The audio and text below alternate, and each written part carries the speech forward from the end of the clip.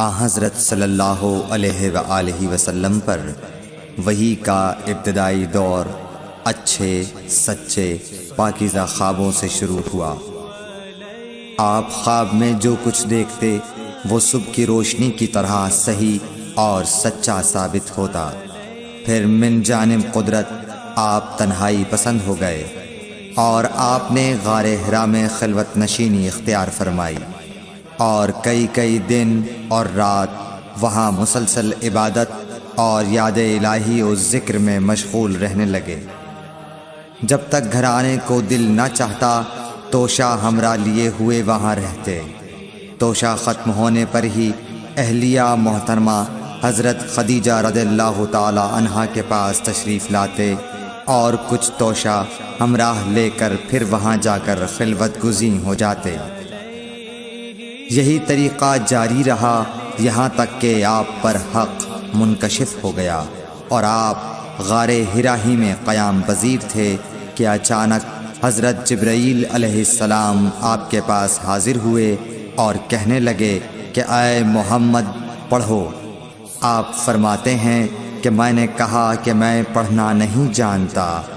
آپ صلی اللہ علیہ وسلم فرماتے ہیں کہ فرشتے نے مجھے پکڑ کر اتنے زور سے بھینچا کہ میری طاقت جواب دے گئی۔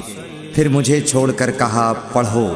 میں نے پھر وہی جواب دیا کہ میں پڑھا ہوا نہیں ہوں۔ اس فرشتے نے مجھ کو نہایت ہی زور سے بھینچا کہ مجھ کو سخت تکلیف محسوس ہوئی۔ پھر اس نے کہا کہ پڑھ۔ میں نے کہا میں پڑھا ہوا نہیں ہوں۔ فرشتے نے تیسری بار مجھ کو پکڑا اور تیسری مرتبہ پھر مجھ کو بھینچا۔ پھر مجھے چھوڑ دیا اور کہنے لگا کہ پڑھو اپنے رب کے نام کی مدد سے جس نے پیدا کیا اور انسان کو خون کی پھٹکی سے بنایا۔ پڑھو اور آپ کا رب بہت ہی مہربانیاں کرنے والا ہے۔ بس یہی آیتیں آپ حضرت جبرائیل علیہ السلام سے سن کر اس حال میں غار حرا سے واپس ہوئے کہ آپ کا دل اس انوکھے واقعے سے کانپ رہا تھا۔ آپ حضرت خدیجہ کے ہاں تشریف لائے اور فرمایا کہ مجھے کمبل اوڑھا دو، مجھے کمبل اوڑھا دو۔ لوگوں نے آپ کو کمبل اوڑھا دیا۔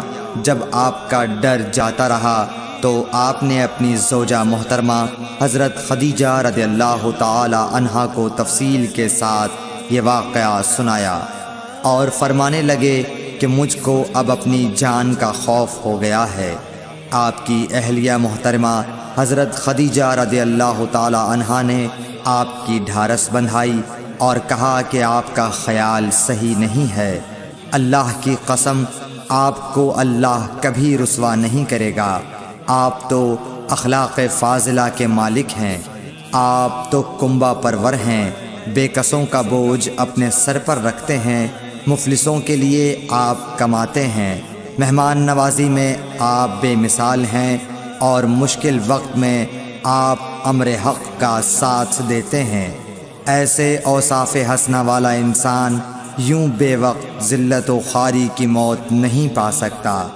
پھر مزید تسلی کے لیے حضرت خدیجہ رضی اللہ تعالی عنہا آپ کو ورقہ بن نوفل کے پاس لے گئیں جو ان کے چچا زاد بھائی تھے اور زمانہ جاہلیت میں نصرانی مذہب اختیار کر چکے تھے اور عبرانی زبان کے کاتب تھے۔ چنانچہ انجیل کو بھی حسب منشائے خداوندی عبرانی زبان میں لکھا کرتے تھے۔ انجیل سریانی زبان میں نازل ہوئی تھی، پھر اس کا ترجمہ عبرانی زبان میں ہوا۔ ورقہ اسی کو لکھتے تھے۔ وہ بہت بوڑھے ہو گئے تھے، یہاں تک کہ ان کی بینائی بھی رخصت ہو چکی تھی۔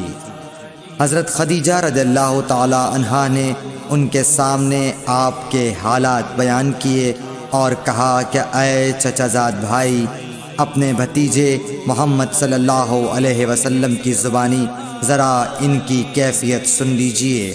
وہ بولے کہ بھتیجے آپ نے جو کچھ دیکھا ہے اس کی تفصیل سناؤ۔ چنانچہ آپ صلی اللہ علیہ وآلہ وسلم نے از اول تا آخر پورا واقعہ سنایا، جسے سن کر ورقہ بے اختیار ہو کر بول اٹھے کہ یہ تو وہی ناموس معزز رازدان فرشتہ ہے جسے اللہ نے حضرت موسیٰ علیہ السلام پر وحی دے کر بھیجا تھا۔ کاش میں آپ کے اس عہد نبوت کے شروع ہونے پر جواں عمر ہوتا، کاش میں اس وقت تک زندہ رہتا جب کہ آپ کی قوم آپ کو اس شہر سے نکال دے گی۔ رسول کریم صلی اللہ علیہ وآلہ وسلم نے یہ سن کر تعجب سے پوچھا کہ کیا وہ لوگ مجھ کو نکال دیں گے، حالانکہ میں تو ان میں صادق و امین و مقبول ہوں۔ ورقہ بولا، ہاں یہ سب کچھ سچ ہے، مگر جو شخص بھی آپ کی طرح امر حق لے کر آیا لوگ اس کے دشمن ہی ہو گئے ہیں۔ اگر مجھے آپ کی نبوت کا وہ زمانہ مل جائے تو میں آپ کی پوری مدد کروں گا۔ مگر ورقہ کچھ دنوں کے بعد انتقال کر گئے، پھر کچھ عرصے تک وحی کی آمد موقوف رہی۔ صحیح بخاری حدیث نمبر 3۔